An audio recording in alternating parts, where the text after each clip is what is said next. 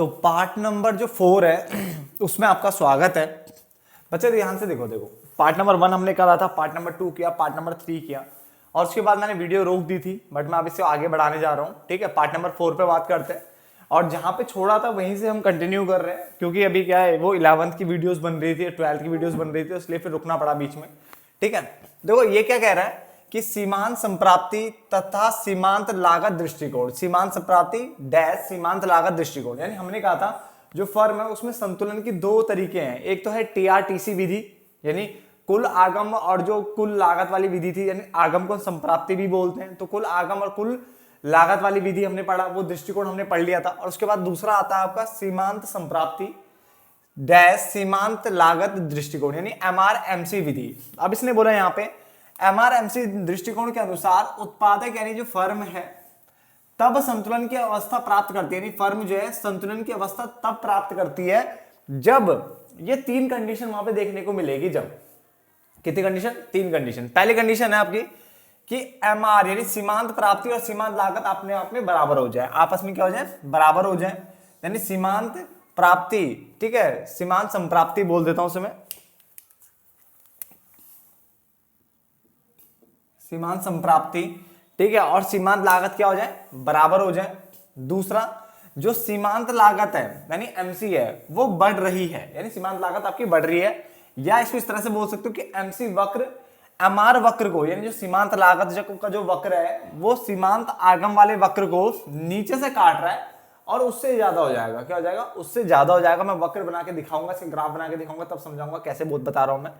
और तीसरा जो हमारा औसत संप्राप्ति, यानी जो हमारा एआर है, ठीक है, जिसको हम पी भी बोलते हैं, क्या बोलते हैं? पी यानी प्राइस भी बोलते हैं, एआर और पी दोनों बराबर होते हैं। तो उसने बोला यहाँ पे जब ज्यादा हो जाए और बराबर हो जाए, तो इसका मतलब क्या आता है? ग्रेटर देन और फिर ये इक्वल टू, तो दोनों एक साथ चल रहे हैं। तो ग्रेटर देन और इक्वल टू हो जाए किसके?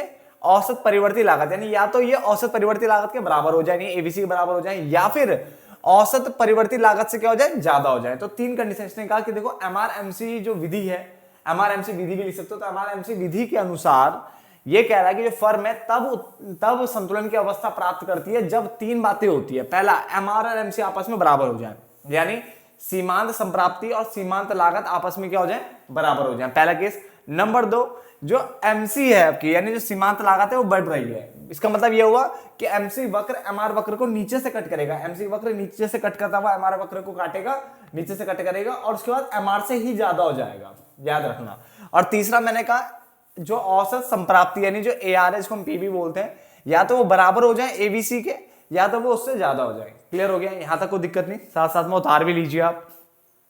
अब आगे बात करते हैं। देखो एक ना इसमें आपने जब पेपर में क्वेश्चन आया तो आप जैसे ये बना आपने सिखा दिया, मतलब लिख के दिखा दिया, ठीक है ना। उसके बाद फिर आप ये भी बना दीजिए, ये एग्जांपल की फॉर्म में आप बता सकते हो। जैसे मान लो क्यू आपका 1 2 3 4 5 है, टीसी आपको 12 22 30 40 42 दिया हुआ है, टीआर आपको 10 20 30 40 50 दिया हुआ है। क्लियर है? अब मैं इससे जो है एमआरएमसी विधि द्वारा करना है, तो मैं पहले क्या करूंगा, मैं यहाँ पे पहले एमआर निकालूंगा। क्या निकालूंगा? एमआर निकाल लूंगा। अब अगर आपको टीआर एमआर ये सब निकालने नहीं आते तो मैंने व्यष्टि नाम की एक प्लेलिस्ट बना रखी है, उसमें क्या है टीआर एमआर वाले क्वेश्चंस भी हैं चैप्टर के साथ साथ, ठीक है, टीसी के क्वेश्चन भी है, टीपी के क्वेश्चन भी, सब तरह के क्वेश्चन वहां अवेलेबल होते हैं, तो आप वो देख सकते हो। ठीक है, इवन वहां बेसिक लेवल पे बाजार का जो कॉन्सेप्ट है ना बेसिक लेवल पे वो भी समझाया हुआ वहां पे। क्लियर हो गया? तो अब हम एमआर निकाल रहे हैं। एमआर कैसे निकलेगा? तो एमआर निकलता है टीआर एन में से टीआर एन माइनस 1 घटा करके। क्या फॉर्मूला होता है हमारा? टीआर एन में से टीआर एन माइनस 1 अगर कर लो तो आपका एमआर आता है। टीआर एन में से टीआर एन माइनस 1 घटाना है तो आपका एमआर आता है। इसका मतलब नीचे वाले टीआर से ऊपर वाला टीआर घटाना है। तो पहले वाले पे तो बेटा सेम ही होता है, फिर 20 में से 10 गए 10 ही आएगा, 30 में से 20 गए 10 आएगा, 40 में से 30 गए 10 आएगा, और 50 में से 40 गए 10 आएगा। मैं ये मानते हुए चल रहा हूं आपको टेबल सॉल्व करनी आती है। अगर नहीं आती तो बेटा वहां पे जाकर के आप, मैंने बहुत सारे क्वेश्चन कराए हुए हैं, उन क्वेश्चनों को आप कर सकते हो जिससे आपका ये पक्का हो जाएगा बिल्कुल निकालना। उसके बाद मुझे एमसी निकालना है। अब एमसी निकालने के दो फॉर्मूले हुआ करते थे, अगर आपको याद हो तो। एक तो निकलता है टीवीसी एन में से टीवीसी एन माइनस 1 कर लो, या तो एमसी इससे भी निकाल सकते हो आप, टीसी एन में से टीसी एन माइनस 1 घटा के। तो हमें जब टीसी दिया तो टीसी से निकाल लेते, ठीक है, टीवीसी का कोई लक्षण दिख नहीं रहा है यहां दूर दूर तक। तो पहले वाला सेम 12, उसके बाद 22 में से 12 गए 10, उसके बाद 30 में से 22 गए 8, फिर यहाँ पे 10, और ये गया कितना आ गया ये आपका आ गया इसको 52 कर दो से बेटा से, कितना कर दो यहाँ पे 52 कर दो बेटा पहले तो से 52 करो से, ठीक है। ये कितना हो गया आपका, ये आपका हो गया 12, कितना हो गया 12 हो गया, क्लियर।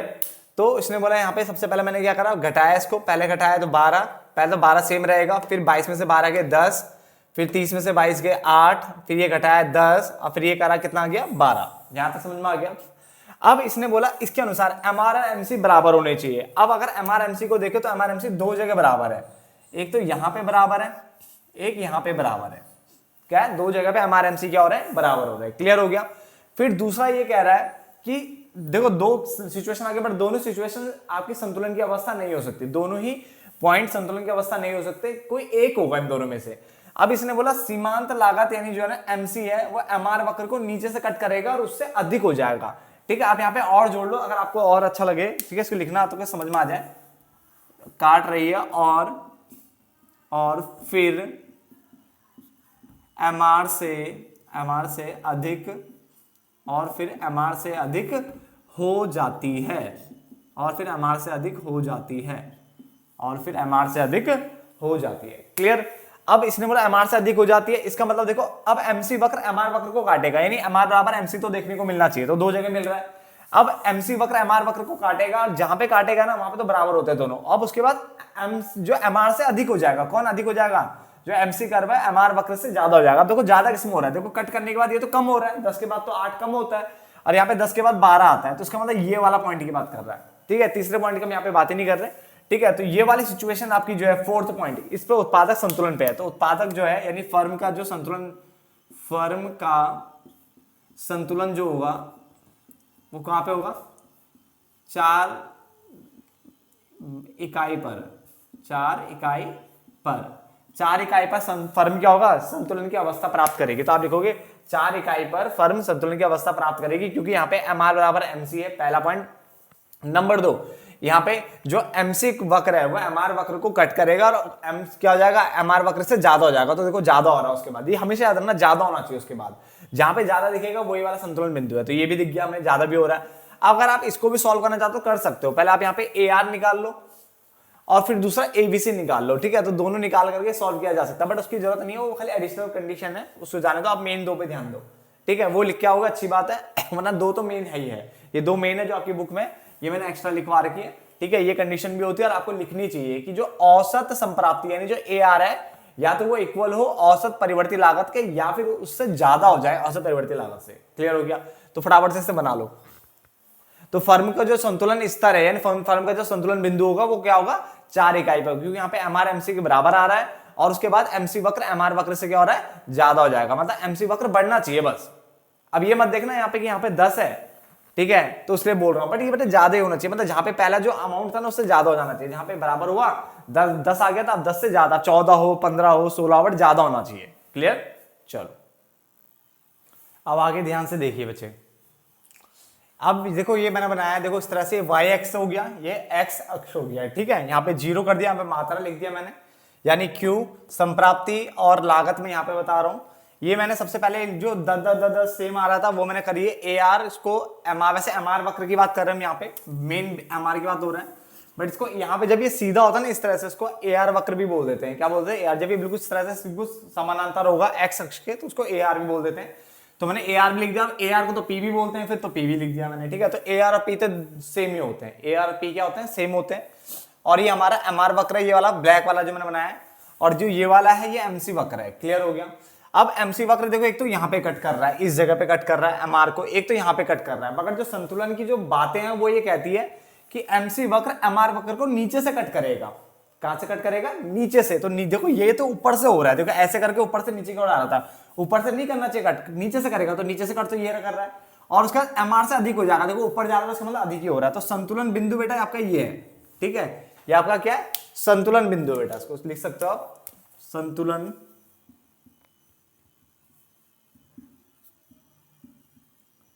संतुलन बिंदु।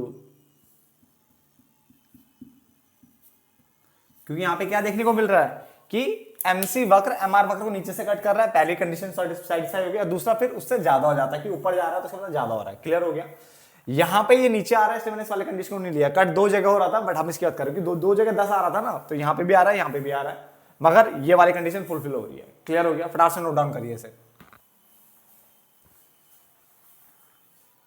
अब आगे देखिए, आगे क्या कह रहा है, एकाधिकारी शक्ति का निर्धारण, यानी जो एकाधिकारी है, मोनोपोली है, उसकी शक्ति का निर्धारण कैसे होता है। तो उसने कहा एकाधिकारी बाजार में संतुलन स्तर का निर्धारण जो है वहां होता है जहां पर एमसी वक्र एमआर वक्र को काटता है। इसका मतलब एमसी इक्वल टू एमआर होता है, ये तो हम ऑलरेडी पढ़ चुके हैं। इसने बोला एकाधिकार बाजार में संतुलन का स्तर का निर्धारण, जो संतुलन स्तर है उसका निर्धारण वहां होता है जहां पर एमसी और एमआर एक दूसरे के बराबर होते हैं, मतलब एमसी वक्र एमआर वक्र को काटता है और फिर बढ़ने लगता है, मतलब अधिक हो जाता है। ये तो हमने पढ़ लिया। उसका लिखा परंतु उत्पादन के प्रत्येक स्तर पर, यानी उत्पादन के हर स्तर पर एमसी और एमआर वक्रों का विद्यमान रहना हमेशा संभव नहीं है। बात को समझना। इसने बोला एकाधिकारी बाजार में संतुलन स्तर का निर्धारण वहां होता है जहां एमसी वक्र एमआर वक्र को काटता है और फिर बढ़ने लगता है, यानी अधिक हो जाता है। ठीक है, ये लिख दो, अधिक हो जाता है, ऐसे लिख लो। ठीक है, परंतु उत्पादन के प्रत्येक स्तर पर एमसी और एमआर वक्रों का विद्यमान रहना हमेशा संभव नहीं है, जिसके कारण एकाधिकारी शक्ति के निर्धारण की आवश्यकता पड़ती है। किसकी आवश्यकता पड़ती है? एकाधिकारी शक्ति के निर्धारण की आवश्यकता पड़ती है। अब इसके लिए फॉर्मूला देखो ध्यान से, P is equal to MC upon में 1 प्लस 1 अपॉन में ED ब्रैकेट बंद। ये इसका फॉर्मूला हो गया जो आपको लिख के आना है। इसको इस तरह से भी लिख सकते हैं, P माइनस MC अपॉन में P इक्वल टू में माइनस का 1 अपॉन में ED। आप इसको सॉल्व करोगे तो ये फिगर आ जाएगी आपकी। ठीक है ना, तो हमें सॉल्व तो करना है नहीं, वहां पे हमें कुछ दिखाने में डायरेक्ट फॉर्मूला लिखना है। क्लियर? इसको आप स्पेशली याद रखना नीचे वाले को। एकाधिकारी शक्ति को निर्धारित करने के लिए सर्वप्रथम अब्बा लर्नर, क्या लिखा मैंने? अब्बा लर्नर अर्थशास्त्री ने 1934 में एक सूचकांक दिया था। बेटा किसमें दिया था? 1934 में एक सूचकांक दिया था, एक तरीका दिया था। ठीक है, और इसमें इन्होंने बताया था, ठीक है, इस सूचकांक को लर्नर सूचकांक के नाम से भी जाना जाता है और इस सूचकांक को कहते हैं लर्नर सूचकांक भी कहते हैं। दोबारा बता रहा हूं मैं, एकाधिकारी शक्ति को निर्धारित करने के लिए सबसे पहले अब्बा लर्नर अर्थशास्त्री ने 1934 में एक सूचकांक दिया, एक इंडेक्स नंबर टाइप का दिया जो जिसे सॉल्व कर सकते थे, इंडेक्स बना के दिया। इस सूचकांक को लर्नर सूचकांक के नाम से भी जाना जाता है। ठीक है ना, आगे इसने बोला हमें इसको इस तरह से लिख सकते हैं, L बराबर, L मतलब लर्नर उसके नाम से आ गया, P माइनस MC अपॉन में P बराबर माइनस में 1 अपॉन में ED। ठीक है, जहां पर जो L यानी लर्नर का जो इंडेक्स जो भी आंसर आएगा उसने बोला वो 0 के बराबर या 0 से ज्यादा होगा। 0 के बराबर, देखो नीचे वाला बराबर को शो कर रहा है, और 0 से ज्यादा होगा मगर 1 से क्या होगा? कम होगा। इस तरह से हम बोल सकते हैं इसको। इसके अनुसार P यानी कीमत और सीमांत लागत, कीमत और सीमांत लागत के बीच अंतर जितना अधिक होगा, यानी इनके बीच में गैप जितना ज्यादा होगा, जितना ज्यादा अंतर होगा, एकाधिकारी शक्ति उतनी ही क्या होती है? अधिक होती है। और इसके विपरीत जितना इनका अंतर क्या होगा? कम होगा, एकाधिकारी शक्ति का स्तर भी क्या होगा? कम होगा। बात को समझना क्या कह रहा है। ये देखो फॉर्मूला है, P बराबर में ब्रैकेट लगा करके MC अपॉन में 1 प्लस 1 अपॉन में ED। ठीक है, जहां पे हम इसको इस तरह से लिख सकते हैं, P माइनस MC अपॉन में P इक्वल टू माइनस में 1 अपॉन में ED। और इसमें ये बताया था कि अब्बा लर्नर जी ने निकाला था, 1934 में निकाला था, और इसको इसलिए इसको लर्नर सूचकांक भी कहते हैं। क्या कहते हैं? लर्नर सूचकांक भी कहते हैं, लर्नर सूचकांक। ठीक है, तो L लगा दे बस मैंने यहाँ पे। अब इसने बोला ये 0 के बराबर या 0 से ज्यादा होगा यहाँ पे, मगर 1 से क्या आएगा? कम आएगा। और इसमें ये बताया जितना P और MC के बीच का अंतर जितना ज्यादा अधिक होगा उतनी एकाधिकारी शक्ति भी अधिक होगी, और इनके बीच का अंतर जितना कम होगा उतनी एकाधिकारी शक्ति भी क्या होगी? कम होगी। जितना इनका अंतर कम होगा एकाधिकारी शक्ति भी कम होगी। क्लियर हो गया? यहां तक समझ में आया? इसे फटाफट से नोट डाउन करो जरा फटाफट से। अब इसको ध्यान से आगे देखिए बेटा, इसमें मैंने क्या बनाया, देखो इस तरह से आप बोल सकते हो उसको कि अर्थात कीमत यानी P और सीमांत लागत यानी MC के बीच का अंतर जितना अधिक होगा यानी ज्यादा होगा, उतनी एकाधिकारी शक्ति भी ज्यादा होगी, यानी ऊपर की तरफ निशान मारा मतलब ज्यादा है। ठीक है, और जितना ये कम होगा, इनके बीच का अंतर जितना कम होगा, ठीक है ना, उतना एकाधिकारी शक्ति भी क्या होगी? आपकी कम होगी। तो ये भी बना लोगे तो ज्यादा अच्छा लगेगा। ठीक है ना, ये ऊपर जो एरो है ऊपर मतलब बढ़ना, नीचे मतलब घटना। क्लियर हो गया? तो इस पार्ट को यहीं पे रोक लेते हैं। अब एक लास्ट पार्ट बनेगा जिसमें हमारा पहला चैप्टर कंप्लीट हो जाएगा। इसका मतलब जो अगला पार्ट आने वाला वहां पे पहला चैप्टर कंप्लीट हो जाएगा, और उसके बाद फिर हम क्या करेंगे, पहले मैं देख लूं कि वो अगला पार्ट बनाने की जरूरत है या नहीं है, पहले मैं चेक कर लूंगा। अगर मुझे लगा कि अगला पार्ट बनाने की जरूरत है तो उसमें मैं फिनिश कर दूंगा इस चैप्टर को, इस वाले को। ठीक है, अगर लगा कि नहीं है जरूरत तो फिर हम सीधा नेक्स्ट चैप्टर में आएंगे। क्लियर? तो फिर मिलते हैं नेक्स्ट वीडियो में, तब तक के लिए धन्यवाद दोस्तों।